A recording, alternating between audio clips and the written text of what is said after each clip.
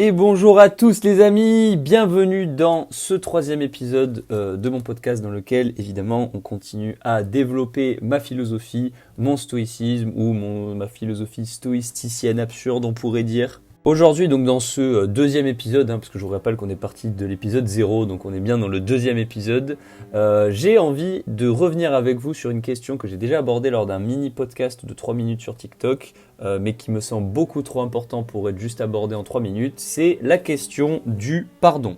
Alors la question du pardon, une question très houleuse parce que souvent on m'a reproché de vouloir pardonner des choses impardonnables et d'être un démago ou d'être même quelqu'un de naïf. Du coup dans ce podcast je vais essayer de répondre à toutes les questions ou à toutes les remarques qu'on m'a déjà faites sur le pardon. Donc je vais essayer de vous expliquer pourquoi pardonner déjà, à quoi ça sert, qu'est-ce que ça peut nous apporter dans le cadre de notre recherche permanente de la vertu et de la paix intérieure. Ensuite, je vais essayer d'expliquer comment on peut pardonner, quels sont les procédés vraiment pratiques et qui marchent dans la vraie vie, pas juste du blabla philosophique en l'air, comme peut-être parfois on peut me reprocher un peu de faire. Ensuite, je vais aussi venir nuancer en expliquant à qui il faut pardonner, dans quelle mesure. Je vais aussi expliquer combien de temps ça peut prendre. Voilà, je vais essayer de vraiment aborder tous les sujets qu'il y a autour du pardon.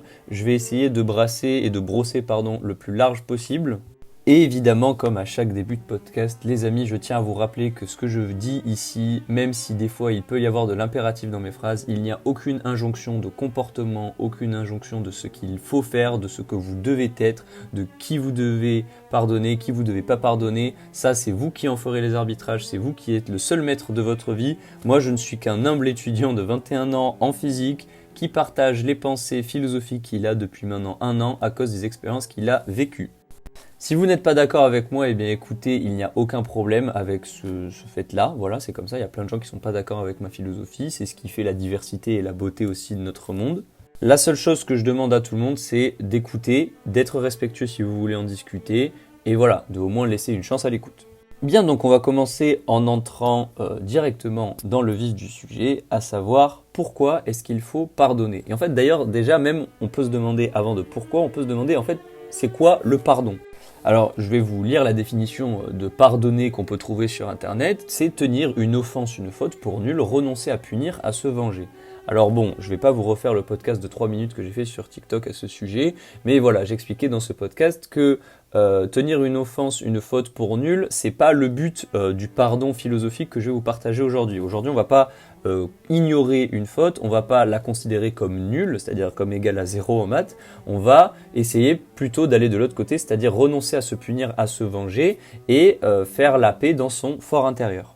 Et en fait, c'est déjà ça la première utilité du pardon, c'est pourquoi est-ce qu'on doit pardonner, c'est justement pour essayer d'atteindre cet état de paix. En fait, il faut comprendre que ne pas pardonner, ça peut vouloir dire deux choses. C'est soit vous avez encore de la haine en vous, soit vous essayez d'ignorer le problème. Et je vais essayer de vous montrer du coup à travers ce premier point pourquoi ni dans l'un ni dans l'autre, c'est une bonne solution pour atteindre la paix intérieure que justement on recherche avec le stoïcisme que je vous partage depuis maintenant 1 an.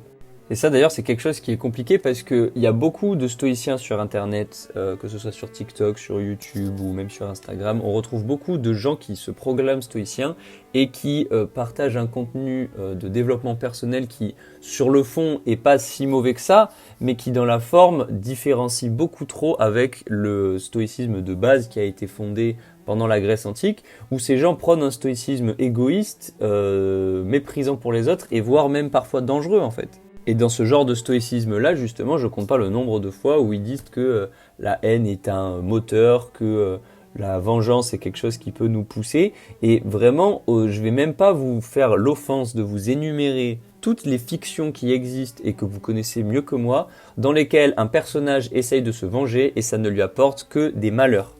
Je veux dire, évidemment, il y a Thorfinn, qui est littéralement ma photo de profil et un peu le leitmotiv de ce compte TikTok.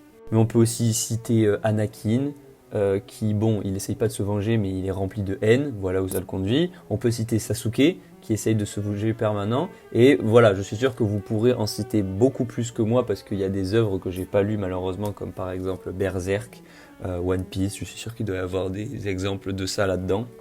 Mais bon, on va pas s'arrêter aux œuvres de fiction parce que je vous rappelle que le but aussi de ce stoïcisme, même si il est beaucoup aidé par les fictions, c'est aussi de changer sa nature profonde et pas juste de changer en surface. Donc on va essayer vraiment de rentrer profondément dans qu'est-ce que c'est le pardon, qu'est-ce que c'est la haine, qu'est-ce que c'est la vengeance, tout ça. On va essayer de vraiment rentrer profondément à l'intérieur de soi-même, on va faire une introspection. Voilà, pas d'exercice de sophrologie ici, mais juste on va essayer de réfléchir à tout ça de manière vraiment profonde dans notre nature et pas juste en surface. C'est-à-dire on va pas essayer de réfléchir au pardon ou de la vengeance d'une manière sociale et dans le cadre des interactions sociales qu'on peut avoir. On va vraiment essayer d'y réfléchir d'abord avec nous-mêmes et après c'est vous qui pourrez décider du coup si vous voulez le transformer en interaction sociale ou pas. Parce que vous allez voir qu'en fait, que vous le fassiez ou non, c'est le même résultat sur vous et c'est ça le plus important de toute cette philosophie aujourd'hui en tout cas.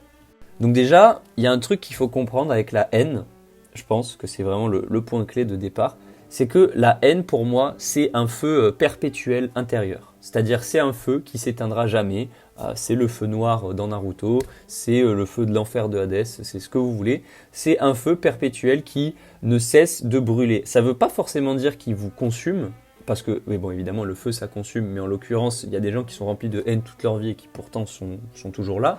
Donc ça veut dire que le feu consume pas tant que ça. Mais c'est un feu, en tout cas, qui vous empêche d'être en paix intérieure. Parce que si vous avez un incendie à l'intérieur de vous, vous ne pouvez pas être en paix. La définition de la paix, c'est justement d'être à l'intérieur de soi bien, heureux, et de pouvoir se retrancher dans soi-même, de pouvoir se retrouver dans soi-même en étant heureux, en étant en bonne santé mentale et en étant au calme, en étant tranquille, en étant dans un endroit où on est bien.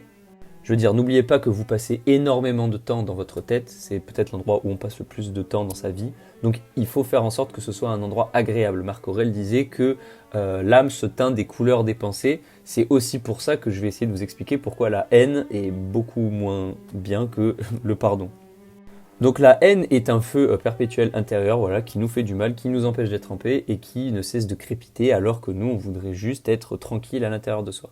Alors, quand il y a un feu qui brûle, là de manière relativement pragmatique, en fait, on a plusieurs choix. Le premier choix qui peut venir en tête, c'est celui de l'ignorance. C'est de dire, écoute, ce feu, il est là, je vais juste regarder ailleurs. Voilà, je vais regarder ailleurs que ce feu, je vais tourner les yeux, je m'en fous, c'est pas mon problème.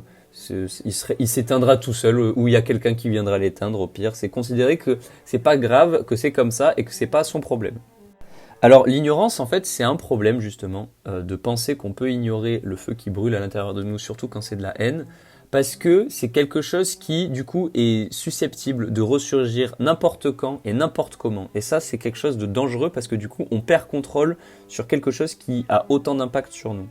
Pour vraiment continuer dans la métaphore du feu, si vous arrêtez de regarder par exemple un feu qui est dans votre immeuble et que vous vous dites c'est pas grave, quelqu'un viendra l'éteindre, eh ben vous pouvez peut-être vous retrouver au bout de quelques heures avec un feu qui arrive dans votre appartement. Et là, ça deviendra votre problème.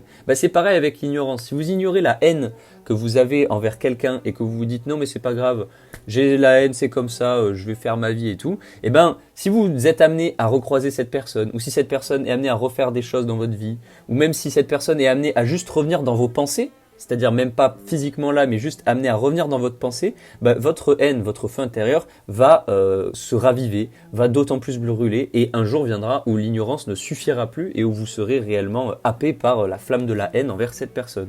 Donc c'est pour ça qu'il faut s'y atteler. Donc maintenant, on va essayer de comprendre quelles sont les différentes manières de s'y atteler, et on va voir qu'il y a deux principales manières, et on va essayer de les opposer et de comprendre pourquoi l'une est meilleure que l'autre. D'ailleurs, je tiens à vous rappeler que si jamais vous voulez mieux comprendre toute ma philosophie, au-delà des livres qui sont importants à lire, et d'ailleurs peut-être que je ferai un podcast entier dédié à la lecture où je ferai un retour sur mes lectures, je vous conseille très vivement de le regarder et puis de lire Vinland Saga. Vinland Saga qui est l'œuvre dont est issu le personnage que vous voyez sur ma photo de profil et sur TikTok et sur YouTube, qui s'appelle Thorfinn. C'est très important, je pense, pour comprendre tout ça, de regarder Vinland Saga. Et c'est un manga, un animé, qui vous éclairera beaucoup justement sur cette idée du pardon, de la vengeance. C'est un manga très philosophique et en même temps très bien écrit avec des personnages extraordinaires. Je pense que ça plaira à tout le monde si vous vous intéressez à ces sujets.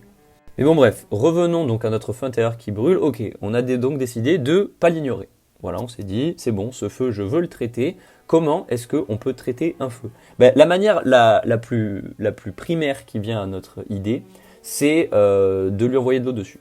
Voilà, c'est d'éteindre le feu, c'est de lui envoyer un gros seau d'eau sur la gueule. Alors bon, d'un point de vue plus pragmatique, je ne vous apprends rien si je vous dis que s'il y a un feu, essayez de mettre un torchon mouillé et pas juste de l'eau. Mais en tout cas, voilà. Bref, quand il y a la haine qui brûle, on veut éteindre ce feu, donc on lui jette un seau d'eau dessus. En fait, dans ma métaphore, jeter un seau d'eau comme ça sur le feu, c'est la vengeance. C'est-à-dire, on veut très vite que ça s'arrête, on veut remédier au problème le plus vite possible. Donc on a du feu qui brûle, on a de la haine envers quelqu'un, on jette un seau d'eau, on se venge, et voilà, ça éteint le feu. Mais en fait, là, il va y avoir un problème, c'est que vous n'avez plus de lumière après. Voilà. Dans votre vie, vous avez besoin quand même d'avoir de la lumière à l'intérieur de vous. Vous avez besoin d'être quand même quelqu'un d'éclairé, et vous avez besoin de ressentir cette lumière. Elle peut être soit naturelle dans ma métaphore, soit une ampoule. C'est vous qui décidez comment est-ce que vous le voyez, comment est-ce que vous vous sentez. Est-ce que vous sentez que vous êtes quelqu'un de solaire? J'ai vu que beaucoup de gens m'ont dit que j'étais quelqu'un de solaire. Je n'ai aucune idée de ce que ça veut dire, mais vu que c'est un lien avec le soleil, je prends ça plutôt bien. Mais donc voilà, vous avez besoin de lumière. Et donc en fait, la vengeance, c'est éteindre le feu en jetant un seau d'eau, c'est sans réfléchir aux conséquences après, c'est se dire voilà, le feu est trop gros, il faut que j'éteigne, et boum, on n'a plus de lumière. Et en fait, c'est justement là où le pardon arrive et où c'est très intéressant, c'est que le pardon, c'est éteindre le feu, mais en ouvrant aussi la fenêtre sur le monde extérieur, en ayant de la lumière naturelle qui vient se mettre dedans. La vengeance, en fait, ça nous laisse couper du monde. La vengeance, c'est quelque chose qui ne va pas changer ce que la haine a fait à nous, à notre sociabilité, à notre bonne humeur et à notre joie. Au contraire, des fois même, ça va même l'aggraver. C'est-à-dire qu'une fois que la vengeance sera accomplie, on n'aura plus aucune lumière, on n'aura même plus de ligne directrice. On se dira, mais tout ce temps, j'ai attendu de me venger, et maintenant que c'est fait, je me sens vide, sans raison, sans plus rien à faire en fait. Alors que si vous pardonnez, si vraiment, on va voir juste après comment pardonner définitivement et comment vraiment bien pardonner, pas le faire de la mauvaise manière, mais si vous pardonnez, vous éteignez le feu et surtout vous ouvrez une fenêtre sur le monde. C'est-à-dire que en pardonnant, on se réouvre sur le monde et sur les autres. On considère que les autres sont dignes d'amour, sont dignes de notre respect, sont dignes de notre temps, sont dignes de notre personne de manière générale si on est très égocentré. Mais voilà, vraiment, quand on pardonne, on se réouvre sur le monde et on peut de nouveau vivre des expériences, vivre avec les autres, comprendre les autres, aimer les autres, être un être social, ou d'ailleurs on peut aussi ne pas être un être social, on peut juste être un être heureux en s'ouvrant sur le monde. On n'est pas obligé de s'ouvrir sur le monde, ça ne veut pas forcément dire s'ouvrir sur les autres, ça c'est quelque chose qui est implicite mais c'est pas obligatoire. On peut aussi s'ouvrir simplement sur le monde extérieur, sur la nature, sur tout ce que vous voyez autour de vous, voilà. Mais en tout cas, on n'est plus centralisé dans nous-mêmes à regarder ce feu brûler, à regarder ce feu nous brûler, ou alors à essayer de se venger en éteignant juste ce feu, mais en étant toujours dans le noir de notre grotte intérieure. D'ailleurs, toutes ces métaphores que j'utilise, c'est une métaphore qu'on retrouve beaucoup dans Fight Club. Alors dans Fight Club, il ne mentionne ni la vengeance, ni le pardon, ni l'ignorance, ni la haine, etc. Dans Fight Club, il mentionne juste le fait que voilà, on a une boule d'énergie, de lumière à l'intérieur de nous qui est notre guérison.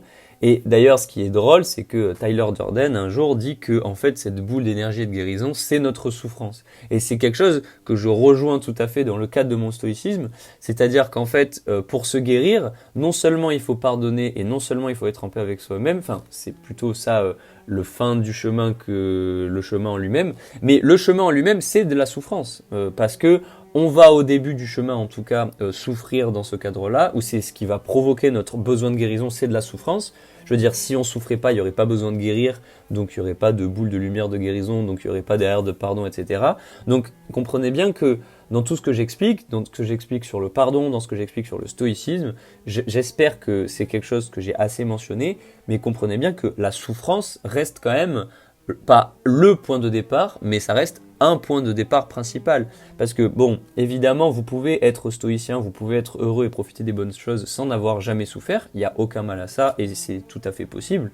On peut tout à fait se dire, voilà, j'aime le monde, j'aime la vie, j'aime les gens. J'ai pas souffert, mais j'ai pas eu besoin de souffrir pour le savoir.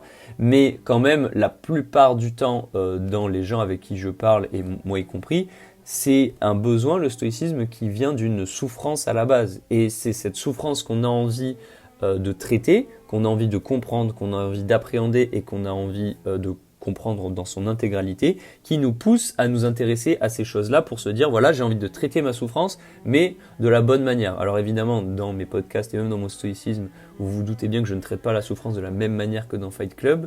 Fight Club, c'est mon film préféré, c'est mon film chouchou, c'est le film qui a initié tout ce changement, c'est le film qui a été à la source, mais j'ai quand même décidé de prendre un chemin relativement différent de celui de Tyler Durden, qui lui va vraiment viser à mettre le chaos, à se détacher de tout ce qui le rattache à ce monde, d'être un peu trop libre à mon goût et d'avoir une vision encore une fois très égocentrée de la question, mais ça reste quand même un très bon film et on est d'accord sur le point de départ, on est juste un peu moins d'accord voilà, sur comment le traiter, mais encore il y a vraiment beaucoup de points sur lesquels je rejoins Tyler Durden, je pense que c'est plus au niveau de la violence physique où là j'ai du mal, mais tout le reste c'est quelqu'un. Je trouve que c'est vraiment un film qui philosophiquement amène à beaucoup réfléchir. Si vous l'avez pas vu, vraiment je vous conseille de sincèrement le voir et ça permet de se poser plein de questions sur notre vision de la vie, de notre société, sur la vision de la personnalité, etc. Franchement ça vous plaira. En plus le plot twist évidemment, si vous l'avez vu, est évidemment dingue. Donc voilà, vous avez mon statement de base, à savoir pourquoi est-ce qu'il faut pardonner? Parce que la haine est un feu intérieur qui brûle, l'ignorance, c'est-à-dire ne pas regarder le feu, ça sert à rien parce que le feu nous retombera dessus. La vengeance, c'est-à-dire jeter un seau d'eau sur le feu, ça sert à rien parce que on restera dans le noir après et on saura plus quoi faire. Le pardon, on peut éteindre le feu et on ouvre la fenêtre sur le monde, on est prêt à continuer notre vie et de la bonne manière. Du coup, maintenant qu'on a vu cette première partie, qui était pas l'introduction, c'était la première partie, c'était mon grand 1, parce que oui, je fais des grands 1, des grands 2, comme si j'étais en philo en terminale. Maintenant qu'on a vu le pourquoi, évidemment, on va voir peut-être le plus difficile. C'est vraiment là où ça va beaucoup jouer sur vos arbitrages personnels. Donc tout ce que je vais dire, je vous conseille très vivement de l'interpréter personnellement, de le nuancer et de bien comprendre que ce que je dis ne repose pas sur des injonctions de comportement, mais repose sur une philosophie générale et un cadre philosophique général dans lequel je ne trouve pas une solution au problème, mais dans lequel j'essaye de les aborder de manière différente. Comprenez bien que tout ce que je vais dire, ça reste de la philosophie générale. Je ne vous dis pas qui vous devez pardonner et je ne vous dis pas, par exemple, si vous avez été victime d'une agression, je ne vous dis pas, mais vous devez lui pardonner. Ça, c'est à vous d'en faire les arbitrages. Moi, je vous donne des solutions philosophiques générales qui peuvent ou non marcher. Vous choisissez ou pas de les prendre en compte. Ça ne dépend que de vous. En fait, je vous dis tout ça parce que il y a des fois où des gens m'ont dit « Ah ouais, par exemple, si j'agresse ta sœur dans la rue, est-ce que tu vas me pardonner ?» Et là, ça sort totalement du contexte parce que, encore une fois, ce que je partage, c'est de la philosophie générale qui doit être étudiée dans chaque contexte. En l'occurrence, dans ce contexte-là, ça n'est pas applicable vu qu'on parle de quelque chose qui, au-delà d'être évidemment hors la loi, est surtout dangereux pour quelqu'un de ma famille. Donc ça n'a aucun sens. Bref, voilà. Je m'exprime mal sur certains sujets, mais vraiment comprenez bien que vous devez, chacun d'entre vous, faire les arbitrages sur ce que vous voulez pardonner, sur ce que vous voulez pas pardonner, mais cela ne dépend que de vous. Mais du coup, voilà, on va quand même essayer de voir comment pardonner. Alors, déjà, pour le comment pardonner, je pense que la chose la plus importante à comprendre, c'est que quand je dis de pardonner, ça ne veut pas dire pardonner en surface. Ça ne veut pas juste aller voir la personne et dire « je te pardonne, c'est bon, voilà, il n'y a aucun problème, fais ta vie, tout va bien ». C'est pas ça pardonner. Parce qu'on peut totalement dire à quelqu'un « je te pardonne » sans le penser du tout. Mais par contre, on peut aussi le penser sans le dire. Et ça, c'est plutôt ce qu'on recherche en fait. C'est-à-dire, le dire ou pas, en vrai, on s'en fiche. Parce que si la personne nous a fait du mal, en soi d'ailleurs, c'est même pas souvent nécessaire que la personne sache qu'on la pardonne, parce que si la personne a fait du mal, souvent elle est plus dans notre vie. Ce qui compte, c'est juste de la pardonner dans notre fort intérieur. C'est de se dire, le matin en se levant, je n'ai plus de haine contre cette personne, je l'ai pardonnée. Alors, vous pouvez lui dire ou non, ça peut faire du bien si vous êtes encore en contact. Si c'est par exemple, je sais pas moi, votre ex qui vous a fait du mal, vous pouvez lui dire, voilà, je te pardonne. Si jamais ça vous fait du bien de le dire, peut-être que votre ex va super mal réagir et dire je m'en fous, ou tu me pardonnes mais t'avais rien à me pardonner, j'ai rien fait de mal, bref, on s'en fiche. Ce qui compte, c'est d'être en paix avec vous-même et en soi le je te pardonne, c'est pas la priorité. Dire à quelqu'un je te pardonne, c'est pas la priorité, c'est pas le but de tout ça. Maintenant, il y a aussi quelque chose d'autre qui est très important dans le comment pardonner, c'est ce que j'ai expliqué juste avant là, c'est de prendre le temps de considérer chaque micro-action qu'on vous a faite, si c'est une personne, si c'est quelqu'un de votre famille, si c'est un ami, si c'est une ex, si c'est un ex, c'est de prendre chaque micro-action qu'il vous a fait et d'en faire le jugement. Et de faire du coup la différence entre les actes pardonnables dans leur contexte où vous vous dites bon en vrai il était comme ça, elle était comme ça dans sa tête, je lui en veux pas. Auquel cas l'acte du coup il est d'ores et déjà pardonné et juste en y réfléchissant un peu et en étant honnête avec vous-même vous vous dites bon ben en vrai cet acte il était pardonnable. Donc ça c'est la première catégorie des actes. Et la deuxième catégorie des actes c'est ceux qui sont impardonnables. C'est-à-dire ceux où même en le remettant dans son contexte vous vous dites ok cette personne a fait une faute. Elle a fauté par rapport à moi, elle peut même avoir fauté par rapport à la loi si vous êtes vraiment dans un contexte terrible, mais il faut faire cette différence entre les actes qui sont impardonnables et ceux qui sont pardonnables dans leur contexte. Alors du coup, comme je vous l'ai dit, ceux qui sont pardonnables dans leur contexte, ils sont d'ores et déjà pardonnés, parce que si vous y réfléchissez bien, vous vous dites ok c'est bon, en fait mon énervement était lié au contexte comme lui, sa faute était liée au contexte, donc maintenant c'est bon, c'est pardonné, on passe à la suite. Et pour ce qui est des actes impardonnables, ce qui compte, c'est pas alors forcément de pardonner la personne, vu que par définition je vous ai dit que c'était impardonnable, mais c'est là où le pardon reste quand même valable, c'est de vous pardonner vous-même. Et c'est ça qui est peut-être des fois difficile à comprendre avec cette notion du pardon. C'est que le pardon, c'est pas que pardonner l'autre, c'est pas se dire je te pardonne, je suis compréhensif de ce que tu as fait, c'est pas ça le pardon. Le pardon, ça peut aussi être se pardonner son nous du passé. Se dire, voilà, à cette époque-là, j'ai fait une erreur, j'ai fait l'erreur de croire en cette personne, j'ai fait l'erreur de dire quelque chose qu'il fallait pas dire, j'ai fait une erreur. Et en fait, quand je dis de pardonner, ça veut dire pardonner au passé, considérer que je vais vivre avec ça aujourd'hui, mais que la vie doit continuer son chemin et que je peux pas rester bloqué dans ce passé permanent, je peux pas rester bloqué dans ce feu perpétuel de la haine. Je veux pas ignorer ce feu, je veux pas m'en venger. Pardonner, c'est considérer que ce feu qui a existé et qui vient du passé, on veut l'éteindre, mais de la bonne manière. Donc ça peut être évidemment, comme je vous l'ai dit, pardonner les autres, même si c'est pas forcément leur dire, c'est juste le penser dans son fort intérieur et en étant honnête avec soi-même. Mais surtout, pardonner, ça peut être se pardonner soi-même. Comprendre qu'on a fait des fautes dans le passé, que c'est quelque chose de normal, mais qu'aujourd'hui, il faut vivre avec ça et que la vie doit faire sa route avec cette action du passé qui est soit de notre faute, soit de la faute de quelqu'un d'autre. Mais quand on dit qu'il faut pardonner, c'est accepter que ça s'est produit sans avoir de remords envers ça. C'est ça, pardonner. Et c'est vraiment quelque chose qui est important et c'est une notion qui est capitale. Comprendre que pardonner, c'est différent de dire « je te pardonne, tu es excusé ». Pardonner, c'est vraiment se dire qu'aujourd'hui, je dois vivre avec ce qui s'est passé, je dois vivre avec ce que j'ai vécu, vivre avec ce que j'ai fait vivre à quelqu'un, je dois avancer et je dois considérer que le passé est passé, comme a dit Zaz, voilà, je vous apprends rien, mais que, en tout cas, vivre dans son passé n'est jamais une bonne chose. Le passé, c'est un endroit qui est fait pour apprendre, pour grandir et pour comprendre, mais qui est certainement pas fait pour vivre. Et le truc, quand on a de la haine ou quand on a de la vengeance, c'est qu'on vit dans notre passé. On vit dans ce temps qui n'est plus, ce temps qui n'existe plus et ce temps qui n'est plus le nôtre. On vit dans un moment qui ne nous appartient plus. On vit dans une réalité qu'on ne peut même pas changer parce que le passé n'est pas modifiable. On vit dans une réalité, on vit dans une prison. On vit dans un endroit où on ne peut ni changer ce qui se passe, on peut pas changer ce qu'on a ressenti, on peut pas changer ce qu'on a dit, on peut pas changer ce qu'on a pensé.